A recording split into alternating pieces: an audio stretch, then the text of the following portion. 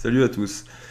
Enfin, rebonsoir plutôt, car je viens à peine de publier ma précédente vidéo concernant l'attentat qui a eu lieu à Brest sur la personne de l'imam Rachid Houdaïfa qui s'est fait tirer dessus par un Français cet après-midi. Alors dans cette vidéo, je sous-entendais, ou j'affirmais plutôt que ça sentait vraiment pas bon et qu'il fallait toujours se méfier dans ces histoires de terrorisme, qu'il s'agisse de terrorisme islamiste ou de terrorisme d'extrême droite, parce que c'est la nouvelle tendance maintenant, c'est de parler de commandos d'ultra-droite prêts à en découdre et assoiffés de sang, désirant massacrer les musulmans.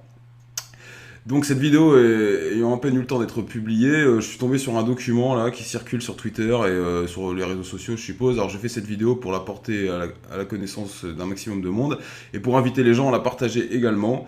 Il s'avère que Karl Foyer, donc ce soi-disant terroriste, avant de passer à l'acte contre l'imam, aurait écrit donc une lettre. Et bon, ma foi, ça me paraît assez crédible, même si bon, on sait jamais, hein, c'est tellement tordu ce qui se passe. Mais moi, je vais vous lire cette lettre. Et voilà, après chacun aura le droit de se faire son idée, et puis il faut faire circuler l'information, échanger l'information, histoire que s'il y a manipulation, car il y a forcément manipulation dans cette affaire de toute façon, là, à ce stade, ça paraît plus qu'évident, et ben, il faut que les gens arrêtent de tomber dans le panneau, il faut que la contre-information circule, parce que on va droit à la guerre civile avec les tarés de la DGSI, à la botte du gouvernement, de la franc-maçonnerie, etc. Donc voilà, je commence à lire cette lettre. Bonjour, je vous envoie ce message pour protéger la vie de ma famille et ma vie. Tout d'abord, je vais me présenter. Je m'appelle Karl Foyer, j'ai 21 ans, je suis né le 16 novembre 97 à Paris 13e. Normand d'origine, je me suis installé à Lyon il y a environ 3 ans. Je suis une personne simple, sans problème, qui a une vie banale. J'ai travaillé dans plusieurs secteurs, la restauration, où j'ai été plongeur et commis de cuisine, la livraison, la préparation de commandes. Mon dernier emploi était agent d'entretien. Le jeudi 18 avril vers 23h30, alors que je rentrais chez moi, après mon travail, une camionnette noire était garée juste à côté de la place où je me gare d'habitude. Je ne l'avais jamais vue avant. Au moment où j'ai fermé la porte de ma voiture, la porte coulissante de la camionnette s'ouvrit et 3 hommes cagoulés en sont sortis. Ils m'ont forcé à rentrer dans leur camionnette. J'étais terrifié. Une fois à l'intérieur, ils m'ont ébloui avec une torche et m'ont fait asseoir par terre. Après ça, un des hommes a commencé à dire des informations personnelles sur ma vie que moi seul pouvais connaître, des informations sur ma famille proche que personne ne pouvait connaître. À ce moment-là, j'ai compris que j'avais affaire à des personnes très sérieuses. Après m'avoir fait comprendre qu'il connaissait l'adresse et des informations très personnelles sur moi et ma famille, il m'a ordonné d'égorger l'imam de Brest, Rachid El Jaï, et de lui enfoncer un drapeau français dans l'anus. Donc Rachid El Jaï, entre parenthèses, évidemment, il s'agit de Rachid Houdaïfa, Rachid El Jaï étant son nom à la vie civile, et Houdaïfa étant un nom d'imam, en fait, voilà. Donc je reprends. Il a dit qu'il fallait que je passe à l'acte entre le 15 juin et le 30 juin. Je lui ai demandé pourquoi cet homme, qu'est-ce qu'il a fait.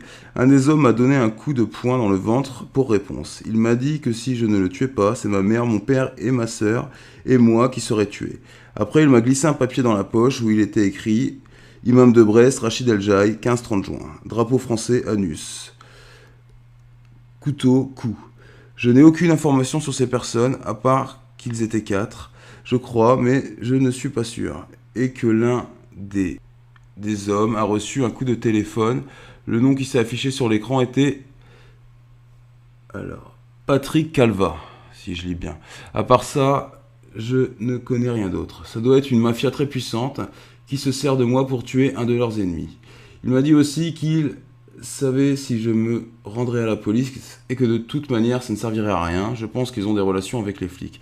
Juste avant de me sortir de la camionnette, ils m'ont implanté une espèce de puce dans le bras. Je suis obligé de le tuer. Si je ne le fais pas, ils tueront ma famille. Et pour moi, je pense qu'ils vont me tuer quoi que je fasse. J'en sais trop. Ils ne prendront pas le risque de me laisser en vie. C'est pourquoi je vous envoie ce message. Si la presse et Internet sont au courant de cette histoire, alors j'ai peut-être une chance de m'en sortir. Ils ne prendront pas le risque de me tuer si tout le monde est au courant. Je suis profondément désolé auprès des proches de Rachid El Jaï. Je n'avais pas le choix. Soit je le tuais, soit ma famille et moi se seraient fait tuer. Merci de publier, de partager ce message. Au maximum, ma vie en dépend. J'ai écrit ce message juste avant de passer à l'acte. Après l'acte, j'essaierai de m'arracher la puce et de me cacher le plus longtemps possible. Ou s'il me retrouve, dites à ma mère que je l'aime. Et voilà, donc la personne ensuite met, ce pauvre Karl a donc mis sa carte d'identité avec la lettre. D'ailleurs, de toute façon, vous verrez à l'écran la lettre car je vais la publier dans la vidéo. Donc voilà. Euh, Écoutez, c'est difficile de se prononcer à ce niveau, mais ça sent vraiment pas bon. Et peut-être qu'ils ont commis une grave erreur. En tout cas, il faut absolument que ce message circule le plus possible.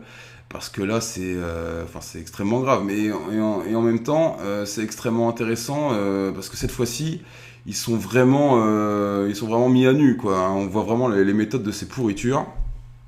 Et, euh, et ça permet de réfléchir également, hein, parce qu'il y a des gens qui pratiquent l'appel permanent à la guerre civile. Moi, je pense qu'il faut être prêt à se défendre, hein, qui veut la paix prépare la guerre, comme on dit, mais là, on voit bien qu'il y a quand même, enfin, a priori, hein, on voit que le gouvernement, la mafia républicaine, judéo-maçonnique, cherche à déclencher une guerre civile, clairement, quoi. Donc, ça permet peut-être de se positionner en termes de politique, en termes de stratégie sur les priorités à avoir, hein. Voilà, donc j'en dirai pas plus et écoutez, je compte sur vous pour faire tourner au maximum cette vidéo et en tout cas faire tourner au maximum la lettre. Tous les liens seront en description de cette vidéo. Allez, que Dieu vous garde et prenez soin de vous. Ah oui, pour en revenir à ces manipulations des services secrets de manière à pousser les extrêmes à s'entretuer les uns les autres. Bah, j'en profite pour rappeler tout simplement que notre ami Yom, qui est un rappeur d'extrême droite, a été incarcéré récemment parce qu'il a fait une blague sur Facebook où il déclarait qu'il voulait bien avoir un bras laser pour aller faire un massacre au dîner du CRIF. Donc là, il est actuellement incarcéré dans le, comment dire, il est coupé du monde, quoi. On appelle la prison où on pense qu'il est incarcéré. Personne ne nous dit s'il est là, on n'a aucun contact avec sa famille, enfin bref, voilà quoi. Tout ça de manière à entretenir le spectre du terrorisme d'extrême droite. Donc pensez à toi mon frère et que Dieu te garde également. À bientôt j'espère.